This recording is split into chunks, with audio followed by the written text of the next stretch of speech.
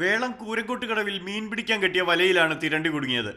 1 മീറ്ററോളം നീളം, 10 കിലോയിലേറെ തൂക്കം. മീനിനെ കരയിലെത്തിക്കാൻ മീൻപിടുത്തക്കാർ പാടുപെട്ടു.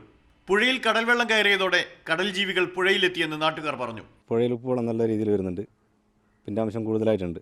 കുടിവെള്ളത്തെയൊക്കെ ബാധിക്കുന്നുണ്ട്. ഇവിടെ ഒരുപാട് ജലസേചന പദ്ധതി, ഇവിടെ തന്നെ വാട്ടർ ടാങ്കുകളൊക്കെ ഒരുപാടുണ്ട്. ഇവിടെ വടകര ടൗണുകളിലൊക്കെ വെള്ളം കൊടുക്കുന്നത് ഈ ഒരു കുറ്റ്യാടി പുഴയിൽ നിന്നാണ്. ഇവിടെ നിന്ന് 15 കിലോമീറ്ററോളം അകലെയാണ് പുഴ കടലിൽ ചേരുന്നത്. ജലസേചനത്തിനായി കനാലുകളിലേക്ക് വെള്ളമൊഴുക്കേണ്ടതിനാൽ പെരുവണ്ണാമൂഴി ഡാമിന്റെ ഷട്ടറുകൾ അടച്ചതും പ്രധാന കൈവഴികളിലെല്ലാം നീരൊഴുക്ക് ഇല്ലാതായതും വേലിയേറ്റ സമയത്ത് കടൽ വെള്ളം പുഴയിലെത്തിക്കുന്നു.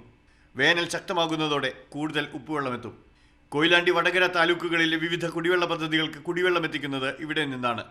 പുഴയോരത്തെ കിണറുകളിലും മേഖലയിലെ കുടിവെള്ള പദ്ധതികളിലും വേനലെത്തുമ്പോൾ കുടിവെള്ളം മുട്ടുമെന്ന ആശങ്കയിലാണ് നാട്ടുകാർ. മാതൃഭൂമി ന്യൂസ്, കോഴിക്കോട്.